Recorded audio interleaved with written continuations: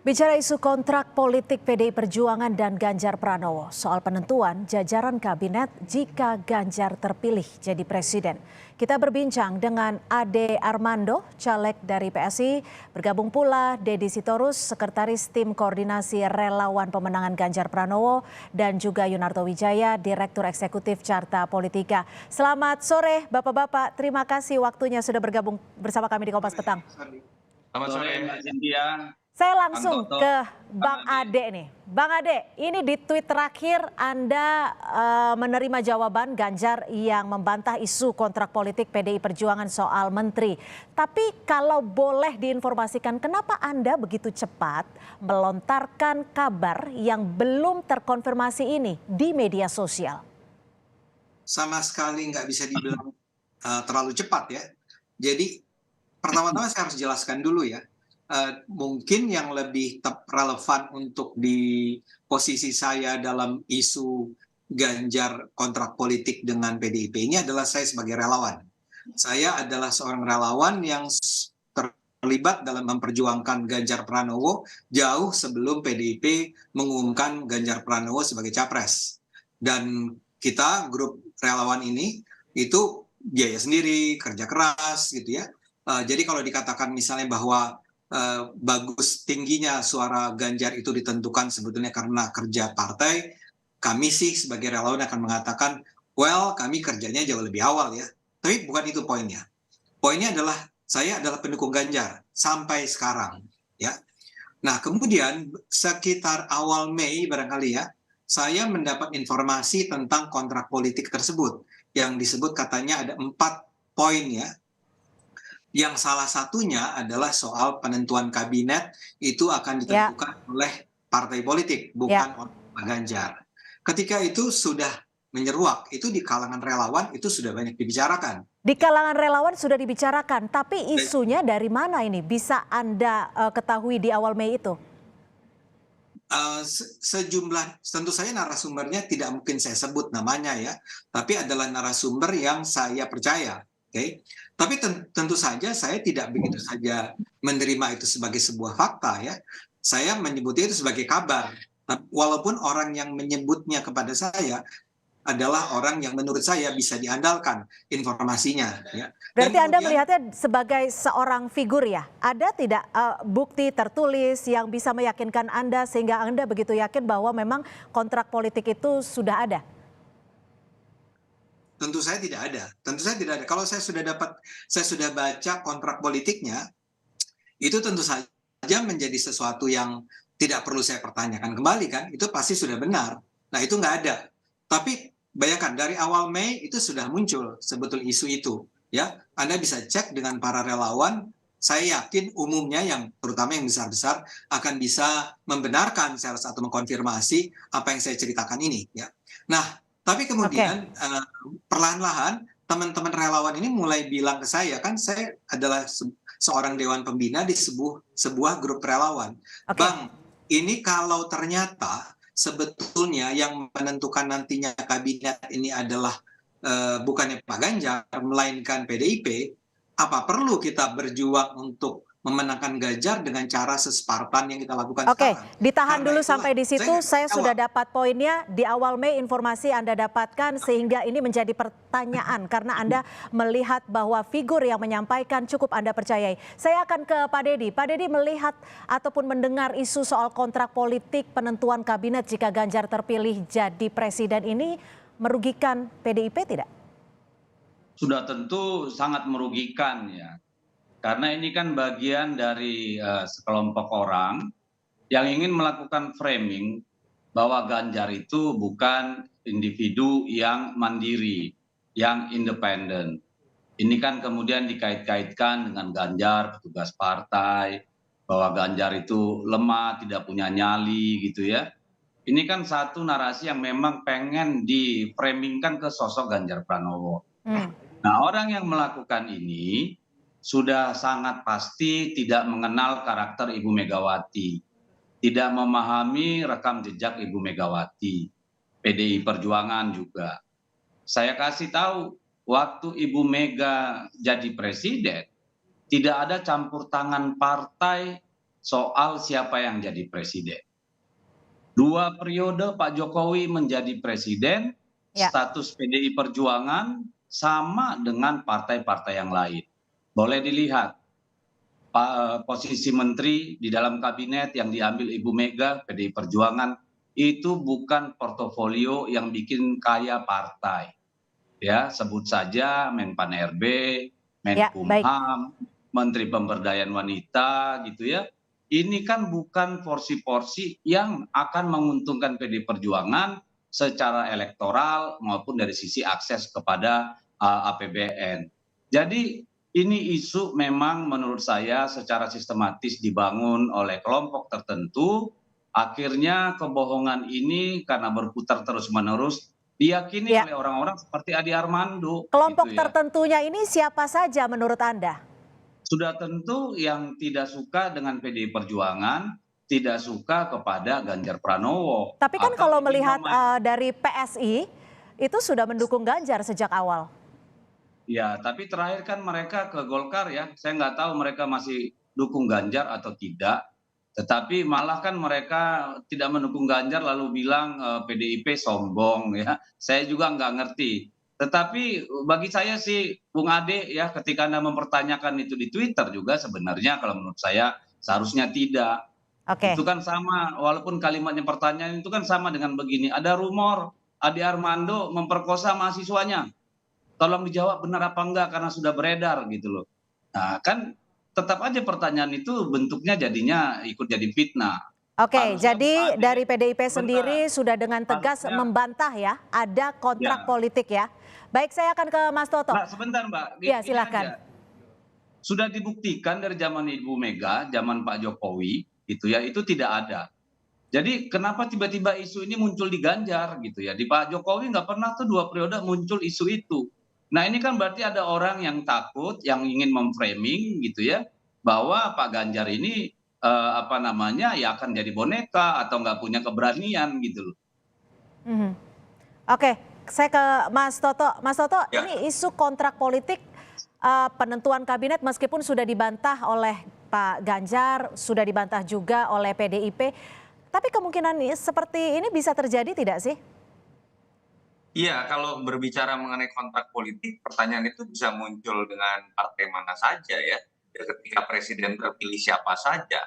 Misalnya, bisa saja kita bertanya ketika Partai Nasdem kemarin-kemarin sempat mendapatkan porsi dari menteri-menteri yang dianggap basah, tanda kutip. Misalnya orang bisa saja bertanya, apakah ada kontrak politik antara Surya Paloh dengan Jokowi. Tetapi memang dalam konteks rumor politik menjadi paling menarik memberikan atau meletakkan isu ini kepada capresnya PDI Perjuangan. Karena terminologi yang digunakan oleh PDI Perjuangan adalah petugas partai. Yang di situ kemudian muncul perbedaan tafsir dan pendefinisian dari teman-teman PDI Perjuangan dengan misalnya orang-orang di luar termasuk relawan seperti Bang Ade Armando. Dan itu yang memang dirasakan kalau ingin menyerang Ganjar paling mudah adalah letakkan saja isu atau tafsir negatif mengenai petugas partai disertai bumbu-bumbu yang misalnya seperti kontrak politik tadi. Tapi kan terbukti sampai sekarang kalau sudah ada yang tahu menurut saya dan niatannya buruk harusnya sudah nyebar tuh yang namanya kontrak politik. Tapi sampai sekarang saya sudah sering mendengar isu itu tapi selalu istilahnya adalah mendengar kabar. Tidak pernah ada yang mengatakan pernah melihat. Hmm. Itu yang pertama. Dan saya pikir menjadi penting buat Ganjar Pranowo hari ini kemudian menegaskan dengan kalimat yang menurut saya eksplisit ketika berbicara kabinet, jawabannya itu konstitusional, sistem presidensial itu adalah prerogatif presiden bukan partai. Kalau saya kadang-kadang sering menggunakan tafsir-tafsir yang menarik untuk didiskusikan ketika berbicara membandingkan Ganjar Pranowo yang sering dibandingkan misalnya dengan Joko Widodo, terutama termasuk oleh teman-teman PSI dan kemudian relawan. Misal, saya misalnya bertanya, pernah nggak teman-teman melihat Mas Ganjar cium tangannya Ibu Mega? Ini kalau kita bicara gestur politik ya, mungkin akan dengan mudah menemukan foto Pak Jokowi cium tangan Ibu Mega. Tapi kalau kita kemudian mengartikan cium tangan itu adalah lebih tugas, itu kan salah juga. Kita butuh diskusi Oke, lebih. tapi kalau terkait dengan cuitan Bang Ade ini tafsirannya seperti apa kalau tafsiran kita bicara mengenai bahasa komunikasi politik? Iya, kita bisa melihat dari dua kacamata ya. Yang pertama secara positif kita bisa melihat ini sebagai bentuk rasa sayang dari relawan yang punya tafsir berbeda menerjemahkan petugas partai dengan teman PDI Perjuangan sehingga mereka merasa perlu ada penegasan yang kemudian bisa menerjemahkan bahwa petugas partai itu tidak kemudian mengkooptasi hak-hak yang dimiliki oleh presiden ketika bekerja. Saya anggap ini secara positif rasa sayangnya Bang Ade Armando dengan Oke. terbuka lambung ingin Ganjar menjawab itu.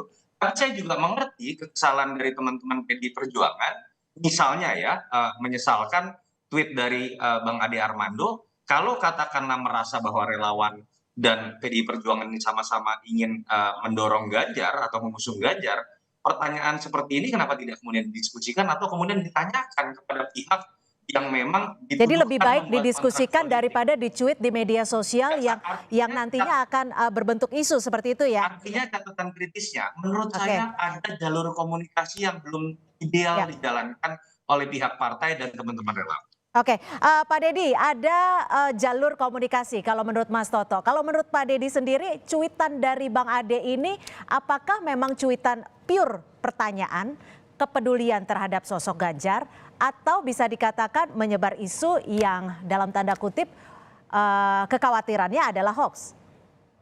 Ya, kalau saya cenderung ya, bisa benar apa yang dikatakan oleh Mas Toto, bahwa ya dari rasa sayang. Tetapi rasa sayang itu menurut saya kan bisa dengan cara yang tidak vulgar seperti itu. Anytime Mas Ade punya nomor saya juga punya nomor Mas Ade, dengan Pak Sekjen juga bisa gitu ya. Tetapi isu seperti ini sangat berbahaya Mas Ade. Kita tahu misalnya sudah lama kita dengar isu bahwa PSI dibiayai Jarum Group misalnya. Apa pernah kita tweet bahwa benar nggak ini Bung Ade tolong jawab biar masyarakat percaya. Nah yang begini kan merugikan Mas Ade kalau benar-benar kita mendukung Pak Ganjar gitu loh. Jadi saya nggak bisa jawab apakah itu rasa sayang atau kritik atau serangan, itu yang bisa jawab Mas Ade. Langsung Tetapi Mas Ade saya ditanggapi. pada dampaknya gitu loh. Bang Ade, Ya, kenapa nggak langsung WhatsApp Pak Deddy untuk mempertanyakan hal itu? well saya adalah pertama-tama ya saya tidak pernah surut dari mendukung Ganjar sampai saat ini. Ya, tidak. Anda bisa cari dimanapun buktinya. Saya adalah pendukung Ganjar, saya adalah relawan Ganjar. Jadi tuduhan bahwa saya ingin menghancurkan Ganjar itu nggak masuk di akal menurut saya. Kecuali Anda bisa membuktikan lain. Nah, sekarang pertanyaannya adalah kenapa nggak kontak langsung? Jawaban saya sederhana.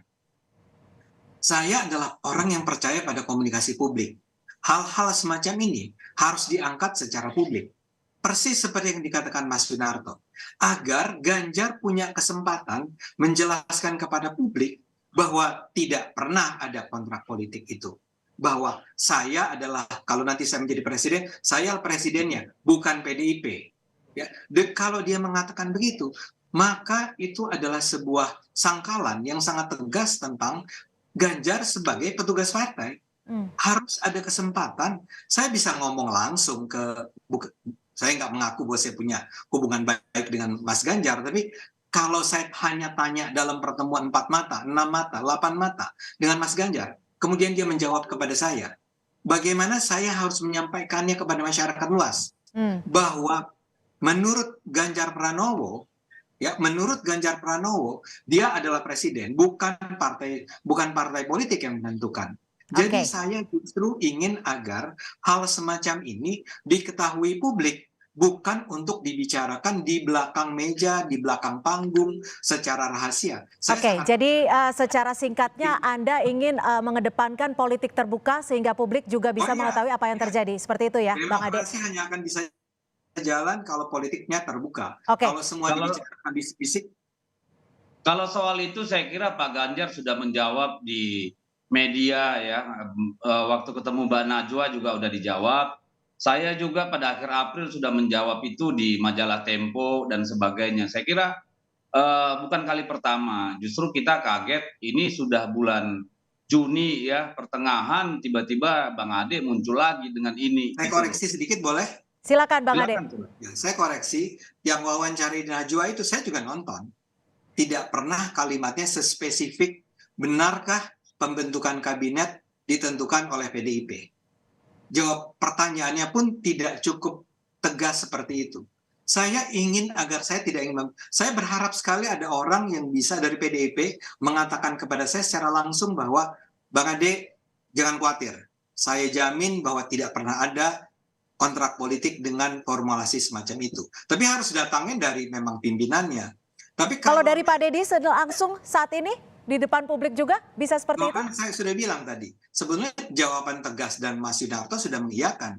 Jawaban Ganjar setegas itulah yang diharapkan publik, Oke. yang diharapkan saya sebagai relawan. Sekarang saya bisa dengan tenang bilang, saya akan membela Mas Ganjar dengan seperti masa lalu, seperti bulan lalu, ketika saya belum ragu. Kemarin itu saya sempat ragu, Mas. Oke, Bang Deddy. Bang Ade, artinya Anda sekarang sudah memastikan bahwa kontrak politik yang Anda khawatirkan itu tidak akan terjadi ya? Oke, saya akan ke Mas Toto. Bukan tidak akan. Tidak terjadi. Sebelum ini tidak terjadi. Apakah itu ke depan akan terjadi, ya kita akan angkat lagi. Oke. Tapi selama ini tidak ada kontrak itu. Karena saya percaya dengan pernyataan Mas Ganjar.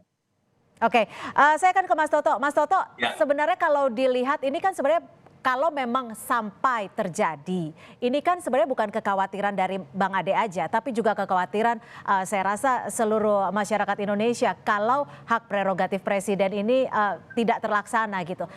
Kalau dari Mas Toto sendiri, pengusung dengan suara terbanyak dalam hal ini PDIP bisa tidak sih mempengaruhi keputusan presiden nantinya untuk menentukan kabinetnya? Catatan kritis saya sebenarnya adalah kenapa sih yang dipertanyakan hanya PDI Perjuangan ketika berbicara mengenai menempatkan kader-kader parpol. Ini kan bermula dari sebuah realitas politik kalau kita mau jujur, dari zaman Gus Dur, Ibu Mega, lalu kemudian SBY 2 kali, lalu kemudian Pak Jokowi 2 kali. Memang ada yang namanya penjatahan untuk menteri parpol. Dan kalau kita bicaranya masuk ke dalam sistem presidensial, seharusnya seutuhnya itu jadi prerogatif presiden. Harusnya warnanya adalah zakon kabinet.